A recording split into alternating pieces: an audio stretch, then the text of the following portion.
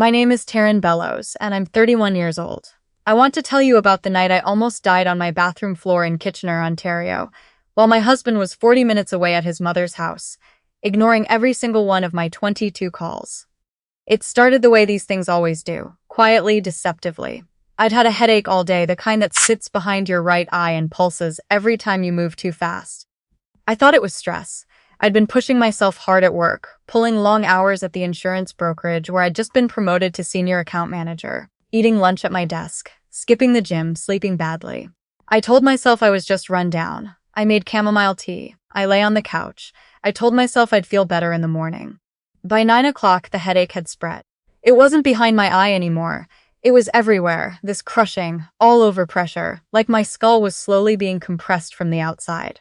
My neck had gone stiff. I remember reaching up to rub it and thinking that was strange, thinking that necks didn't just stiff like that for no reason. I stood up to get more water, and the room tilted so violently that I grabbed the wall to keep from going down. I called my husband. It rang 4 times and went to voicemail. He was at his mother's place for what she called their weekly Tuesday dinner, which I had learned over 3 years of marriage was less a dinner and more a standing appointment where he sat on her couch, ate whatever she'd made, and let her talk at him for 3 hours while his phone sat face down on the coffee table because she didn't like the distraction. I had asked him more than once to at least check his phone when I called during those dinners. He said his mother felt disrespected when he did that. I said, what about when I needed him? He said I could always text. I texted. I wrote, "Not feeling well, please call me when you can." Then I went to the bathroom because the nausea had come on fast, and I sat on the cold tile floor with my back against the tub and my forehead pressed against my knees, trying to breathe through it. I don't know exactly when I understood that something was seriously wrong. It crept up on me the way real emergencies often do when they're happening from the inside.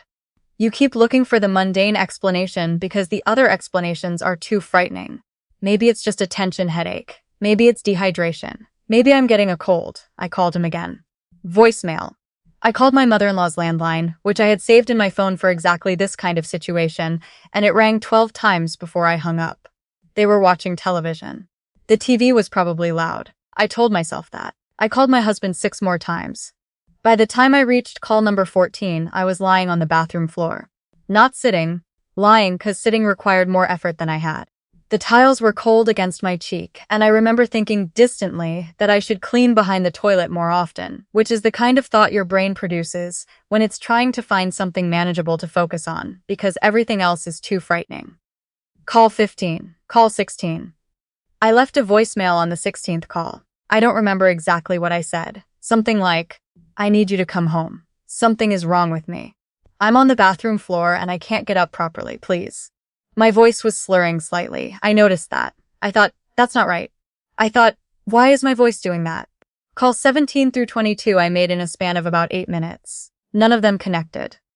What happened after that I know only from the paramedics and from my neighbor, a woman named Claudette, who is 64 years old and lives in the unit directly across the hall from mine. Claudette told me afterward that she'd heard a thud, me dropping my phone, and then silence, and that the silence had bothered her for reasons she couldn't fully explain. She said she stood in her hallway for 2 minutes trying to talk herself out of it before she knocked on my door. When I didn't answer and she heard nothing from inside, she called 911. The paramedics had to get the building superintendent to unlock my door. They found me on the bathroom floor, partially conscious, unable to form a complete sentence. I had bacterial meningitis. If you don't know what that is, it's an infection of the membranes surrounding your brain and spinal cord, and it moves fast, and it kills people, and the window for treatment is not wide.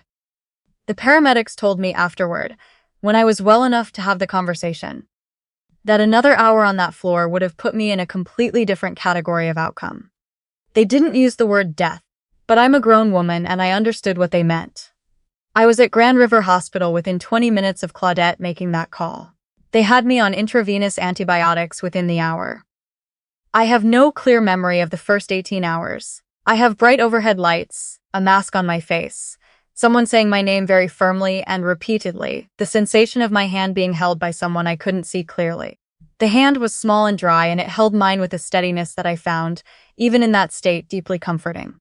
When I properly regained consciousness, it was Wednesday afternoon. There was a get well card on the bedside table with a drawing of a sunflower on the front. The handwriting inside said, "Room 412. I'm just upstairs. Claudette." There was also a thermos of what turned out to be homemade chicken soup, which the nurse told me Claudette had brought that morning, and which the nurse had, technically bending the rules, kept in the staff fridge for me. My husband arrived at 4:30 in the afternoon. He walked in carrying a Tim Hortons coffee, his coat still on, his keys in his hand, as though he had somewhere else to be. He stood near the door rather than coming to the bed, and his first words were, "Your phone kept calling me. I had to put it on silent." I looked at him. I didn't say anything. He said, "My mom was really upset. She thought something was wrong with me because I kept getting interrupted." Something in my chest, which already hurt from the IV and the previous night's ordeal, went very still and very cold. He sat down eventually, still in his coat. He asked the doctor a few questions in the careful, slightly formal way he had when he wanted to seem engaged without actually being present. He used words like prognosis and timeline for recovery, which he'd looked up on his phone in the parking lot, I was fairly certain. The doctor, a young woman named Dr. Asselin with dark circles under her eyes and a very direct manner, answered him patiently. She told him I would need 2 weeks of rest minimum, that the recovery from meningitis was not something to rush, that I would likely experience fatigue and sensitivity to light for some time. My husband nodded. He said, "Right, okay. The thing is, we have my cousin's wedding this weekend in Niagara Falls.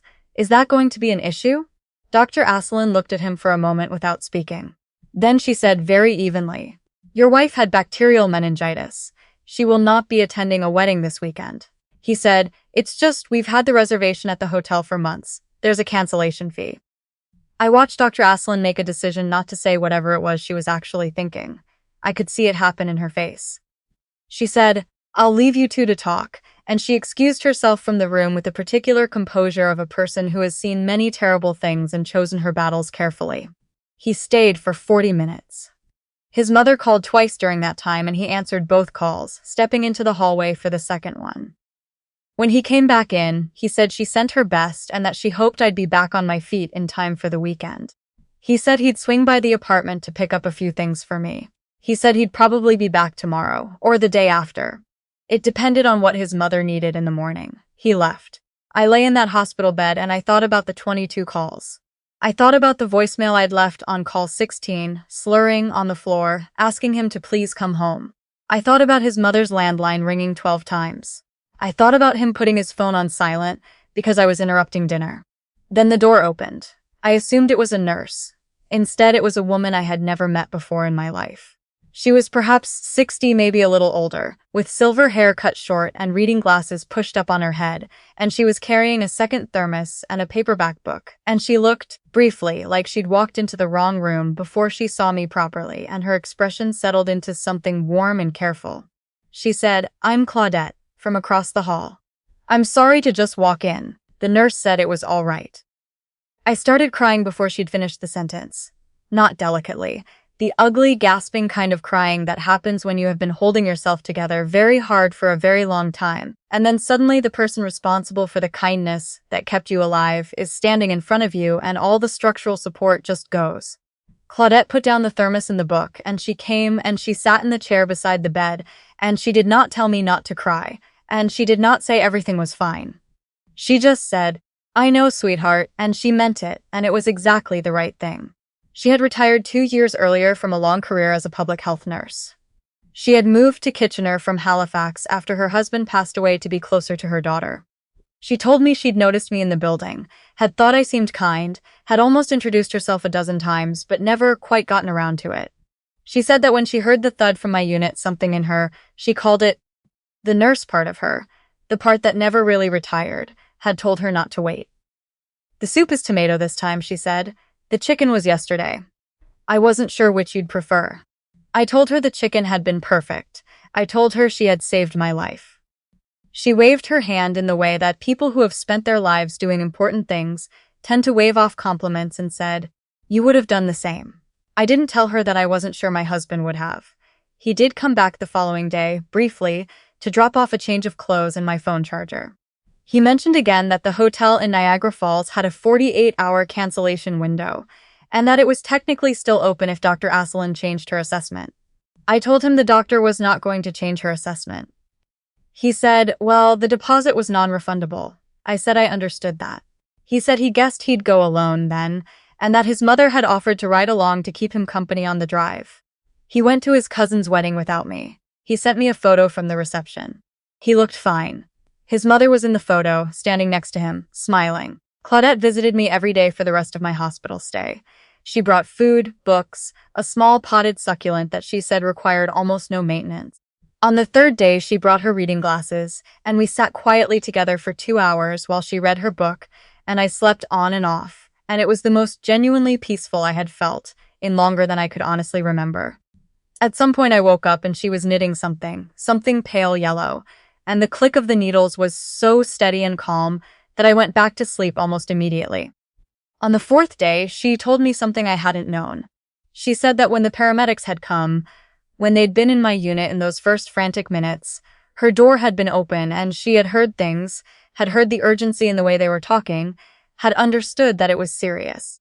She said that while they were transporting me down to the ambulance, she had knocked on 2 other doors in our hallway, my nearest neighbors, to let them know what was happening, in case anyone had contact information for my family or needed to know.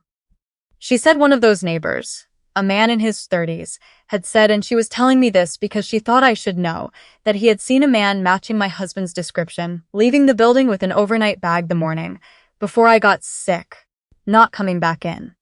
My husband had told me he'd been at his mother's for dinner on Tuesday evening. He had not mentioned an overnight bag. I didn't say anything to Claudette right away. I just nodded and thanked her for telling me and looked out the window at the parking lot for a while. She didn't push. She went back to her knitting. The needles clicked steadily. I thought about the 22 calls. I thought about him arriving at 4:30, coffee in hand, keys ready. I thought about the photo from the wedding reception and how rested he looked. I thought about 3 years of Tuesday dinners and face-down phones and being told I could always text. I thought about the word prognosis and the cancellation fee and his mother's best wishes.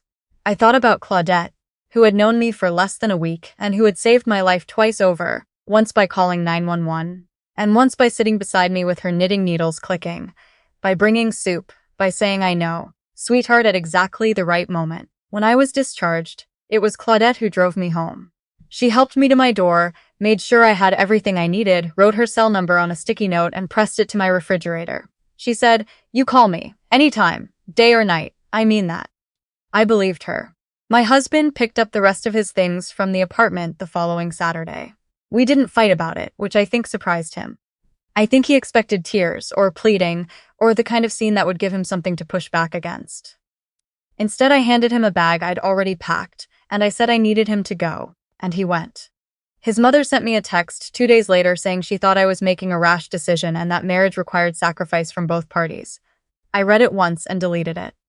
I won't tell you the separation has been easy, because it hasn't. There are nights when I sit on the bathroom floor, not because I'm sick, just because that floor is still, somehow, the place where something true happened to me. And I think about all the calls nobody answered. I think about what it means to be 22 numbers deep on someone's call log while you're slurring on tile, and to still be the interruption. But here's what I also think about. I think about a woman across a hallway who didn't know my name but whose body knew something was wrong. I think about chicken soup in a staff fridge and a pale yellow knitting project and reading glasses pushed up on silver hair. I think about someone saying, "You have people, sweetheart," not in words but in action, in presence, in the simple and enormous act of staying. Claudette and I have coffee on Tuesday mornings now. We've been doing it for 4 months. She is teaching me to knit, which I am genuinely terrible at, and she laughs about it in a way that makes me feel like being bad at something with someone you trust is actually one of the better things in life. Her daughter came to visit last month, and the 3 of us had dinner: roast chicken, roasted carrots, homemade biscuits that rose perfectly on the first try, and I sat at that table and felt something that took me a while to name correctly. It wasn't happiness, exactly, though it was close. It was something more like recognition, like, this is what it was supposed to look like. This warmth, this table, these people. This feeling of being somewhere that was built to include you. I had been in a marriage for 3 years, and I had felt in 4 days in a hospital room with a woman who owed me nothing, more seen and more held than I could remember feeling in a very long time. The people who show up for you in your worst moments, not because they have to, not because the calendar says Tuesday dinner, but because something in them simply cannot walk away. Those people are showing you something real about what you deserve. And sometimes it takes lying on a bathroom floor at the far end of a string of unanswered calls to finally understand, with total clarity, who was ever really there. If this story found you today, I hope it found you at the right time. And if you've ever been the person lying on the floor, counting rings, I want you to know that the Claudettes of the world exist. Sometimes they're right across the hall. Sometimes you just haven't met them yet.